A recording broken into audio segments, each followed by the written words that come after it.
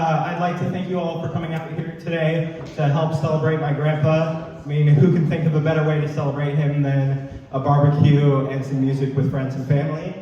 Right now I'm going to play a slideshow for you guys with pictures of him, and then Uncle Terry's going to come up and say a few words, and then hopefully that's going to open up the floor for people to share like any memories or stories they have about my grandpa. Thank you.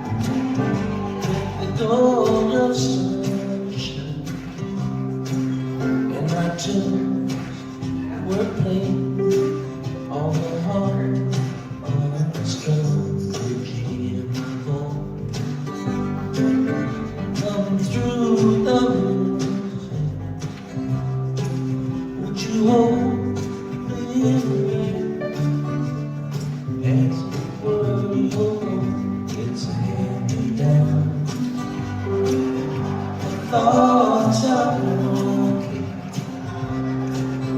perhaps they're better left unseen. I don't really care. Let there be songs in the air. That's all it is.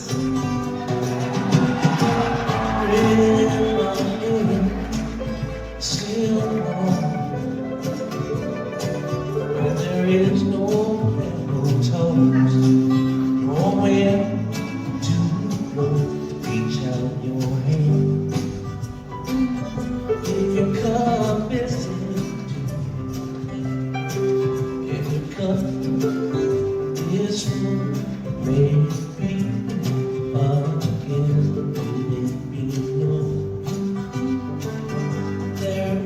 Is a fountain that was not made by the hands of men. There is a road, no simple highway between the dawn and the dark of night. And if you go, one may follow that path is full,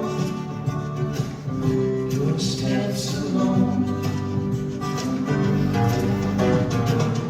Red morning, still home, where there is no melody, no wind to blow.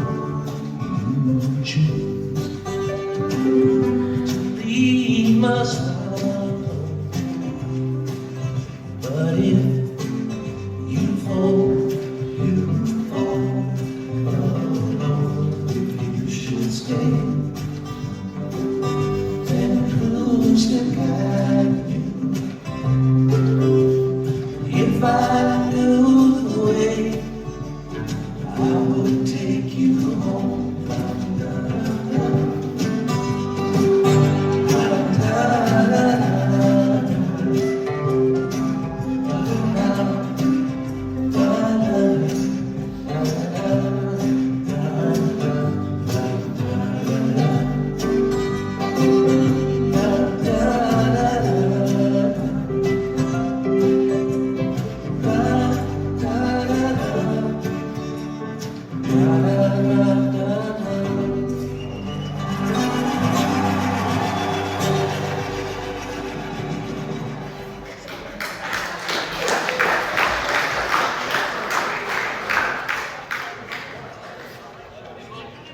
May take a little bit of time between songs, but we're going to play a long time.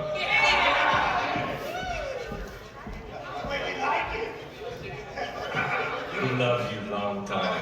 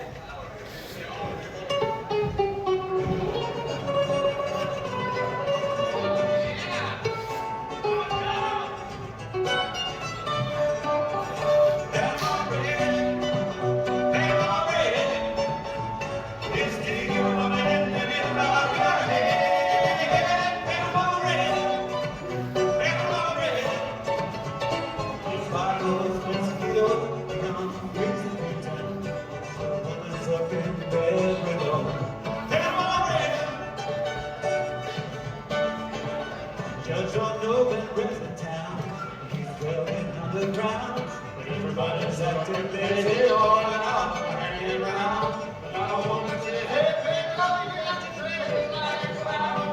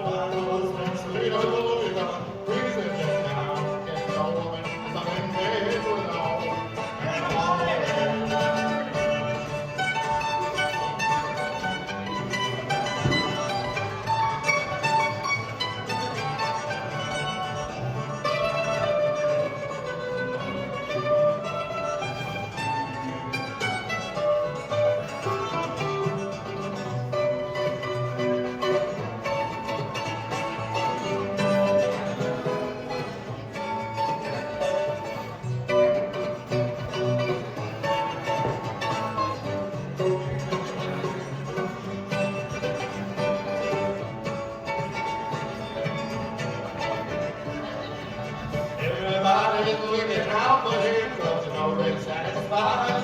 And they're like to listen to him say, tells me how. Don't think that you can feel the money. You're always there.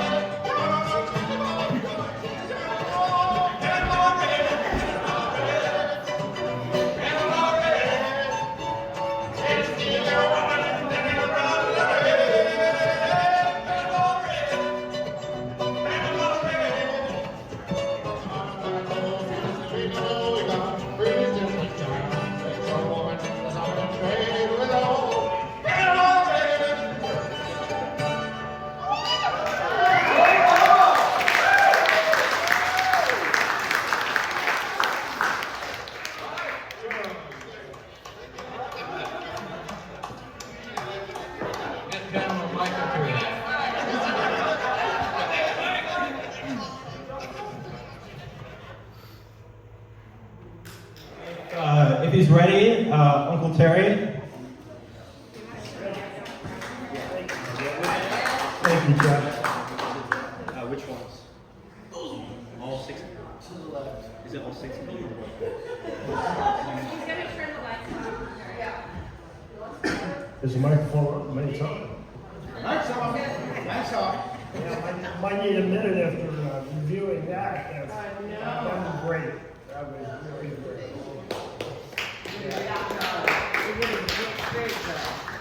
A lot of memories there.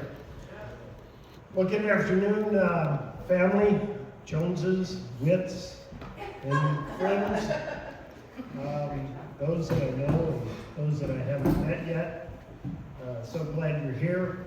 I'm Terry, Mike's brother, and so glad to see you all. I want to share with you this afternoon a eulogy that Jessica and Janine have put together, and some touching words about my brother Mike, and pretty much tells his story. So, but before we start that, what I'm going to do, it had been a while since the family had been together, and it took Bob to bring us around, gather here today. So I want to propose a toast, and if I get my beer open here. There we go. Okay. Everybody got a glass? Everybody got a glass? Okay. Here we go. To my brother Mike, thank you for gathering us all together today under these circumstances are tough. But I want to say, God bless Mike. Hear, hear. Hear.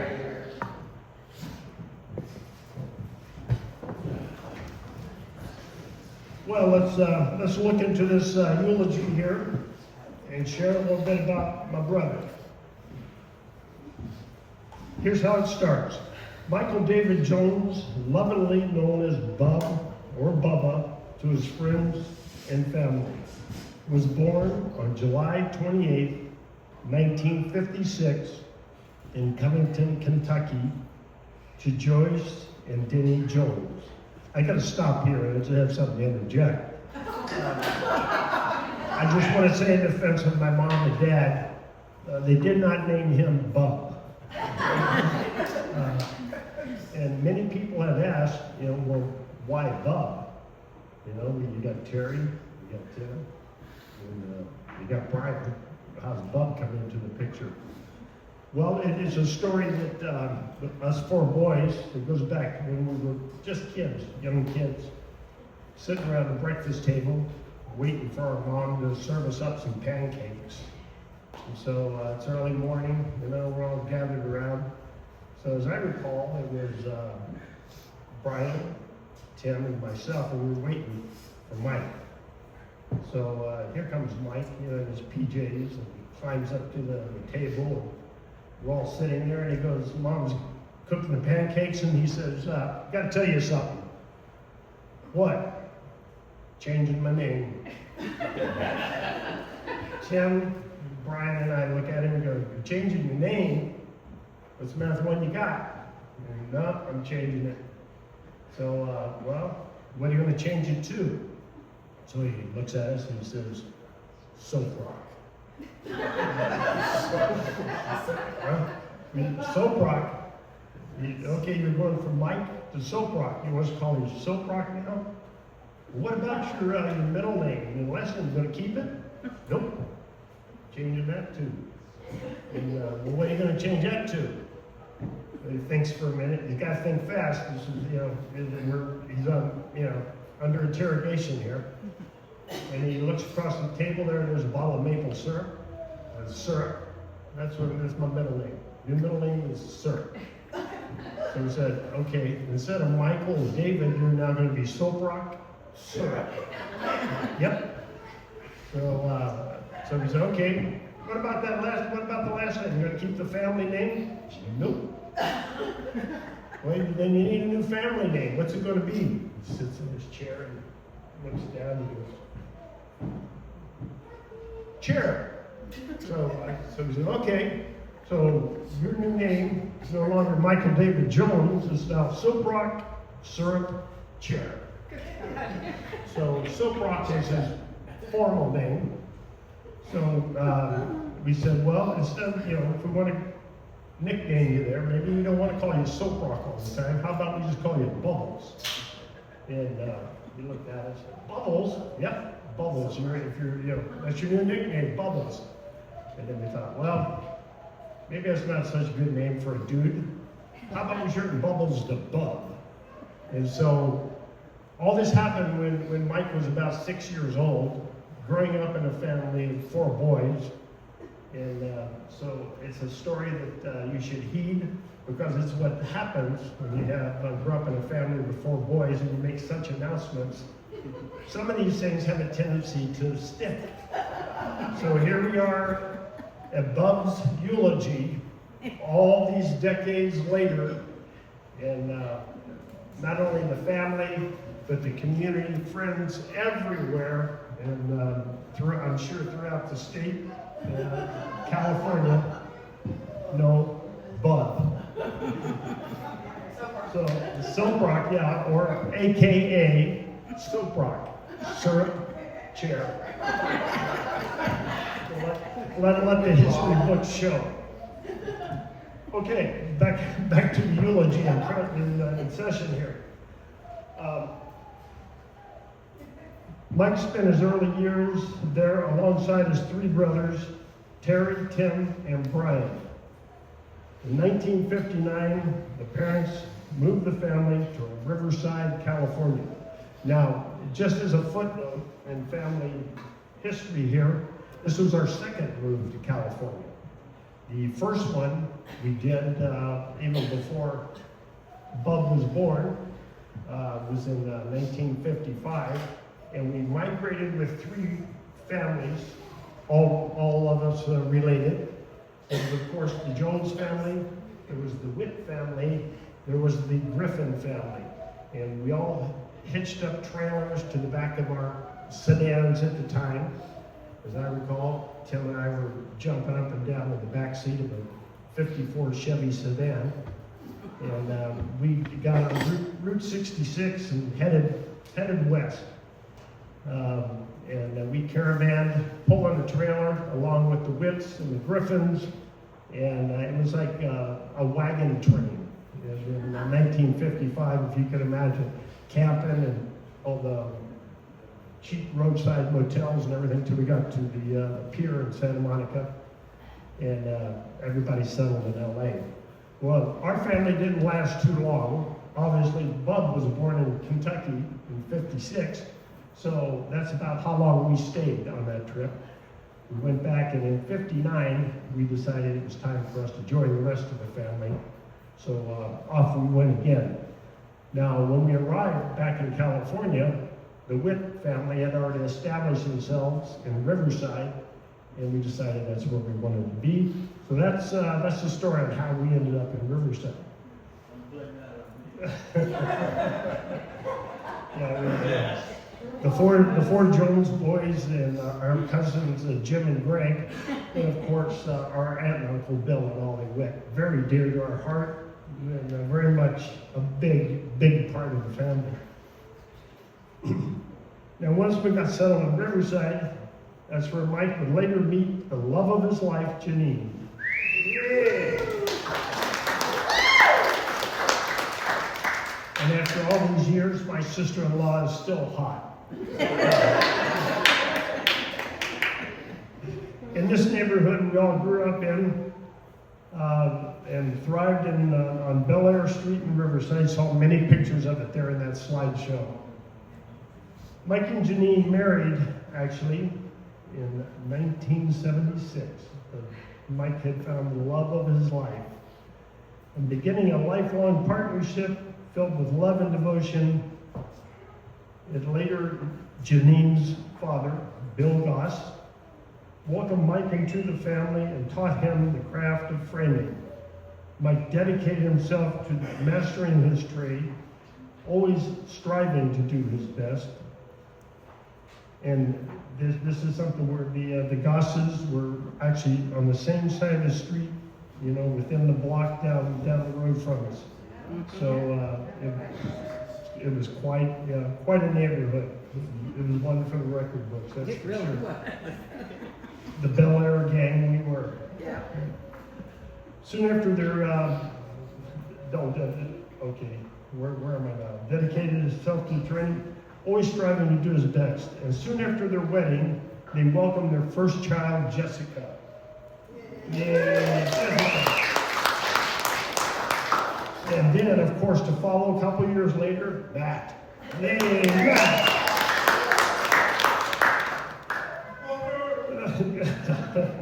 Mike's journey took him and his family from Riverside to the Central Coast in 1981. Seeking new opportunities and a place to call home in the early 90s. Mike faced significant challenges in that time of the early 90s when he suffered a serious knee injury at work, as you saw in the slideshow there, Bub in the wheelchair. Despite the pain and uncertainty, he showed remarkable resilience and determination. While recovering with the support of his father-in-law, who, by the way, had sent him the study guide for the Contractors Licensing Board, Mike used his healing time to study and prepare for the new chapter in his life. He passed the test and he founded Mike Jones Construction. One of, you might even notice the shirt Brother Tim is wearing. Yeah. Yeah, in honor of Brother Bub. He then, turning adversity into opportunity, got underway, Mike Jones Construction. Mike took great pride in teaching his son, Matt, the skills that his own father-in-law had shared with him, and he was grateful to give both his children their first jobs. Jessica in bookkeeping, and Matt in construction. Good job, Bub. Good kids. And Janine. Yeah. Bub and Janine. And Grandma. Grandma played a big part in that, didn't she? Yeah. Mike provided many people with their first opportunities in the construction field, mentoring and encouraging them along the way. Some of those he taught have gone on to become contractors themselves. So I'm sure some of you fit exactly into that story. Through his hard work and dedication, Mike, alongside his son, grew and built housing across the Central Coast, leaving a lasting legacy for the community.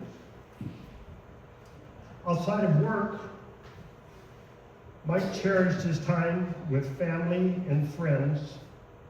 Many weekends when he and his brothers and their wives were young, I remember those days, we did used to be young, they would gather for barbecues, and with all the kids playing together, and music would fill the air. Mike had a deep love for music, especially playing with his family and friends. He was a devoted Deadhead, you may have noticed, with the Grateful Dead holding a special place in his heart. He would sing every word to every song with enthusiasm, often yodeling along, sometimes out of tune. Yeah, exactly. I have to take exception to that sometimes. I know you wrote this, Jessica, but sometimes.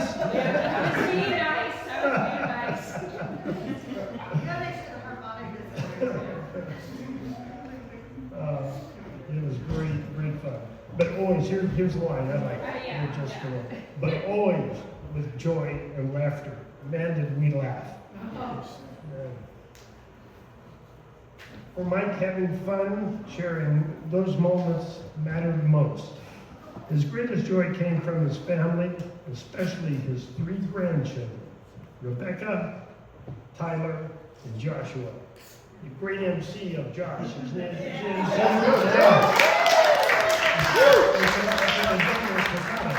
That's my boy. That's my nephew. Yeah. But he treasured memories made during family camping trips, creating bonds, experiences that will be remembered always. Mike always greeted everyone with a big smile, a friendly greeting. He had a gift for making people feel welcome. That he did. He absolutely did. He was an ace at that. And most everyone who met Mike quickly became a friend. That is a fact. Well, you know, it's tough, you know, standing up here, eulogizing your brother. And I have to admit that slideshow, great stuff, man. It kept me right here. Thank you. Thank you very much.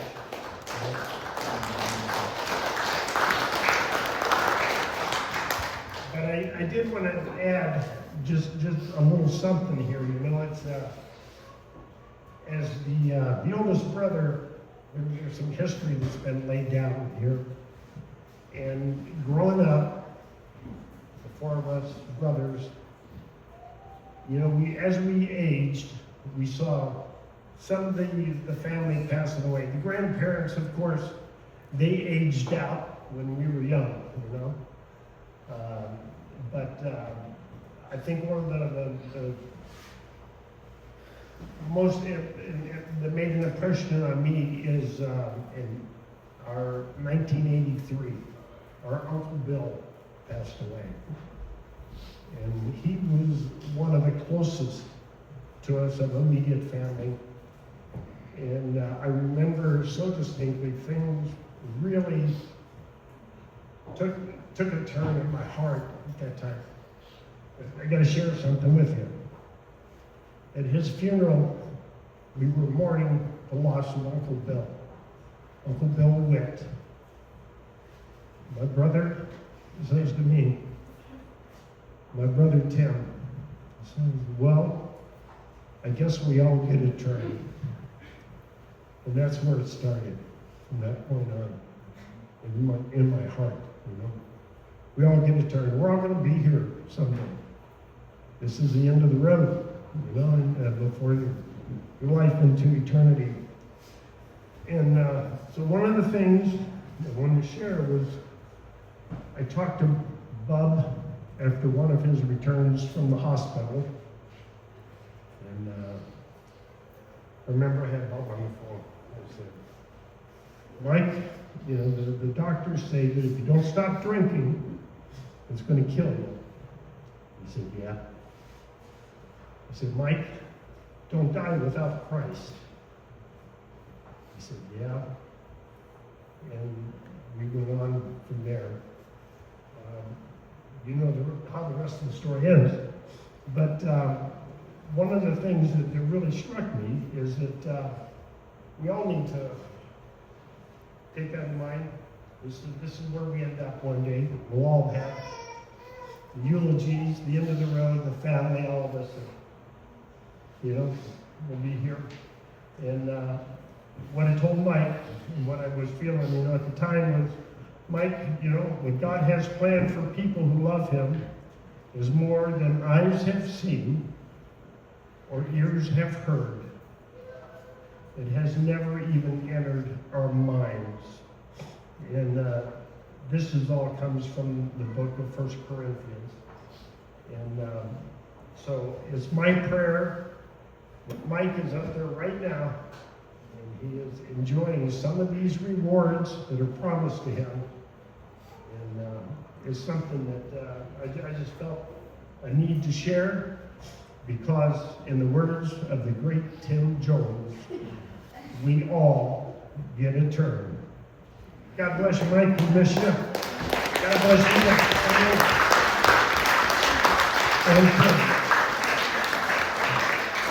I think we're going to do an open mic, right? I'm sorry, we're going to do an open Bob. So if anybody wants to come up and share. Josh, I'm going to turn it back over to the MC. Here he is, ladies and gentlemen, Joshua. All right, so like Uncle Terry said, we're going to open up the mic to anyone who wants to share some stories about my grandpa or just any fun memories, whatever. Yeah, we're going to do that now, so.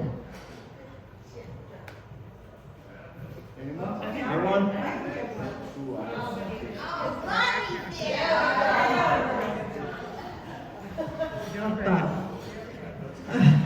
I hadn't known him very long. Tim had some big, gregarious car,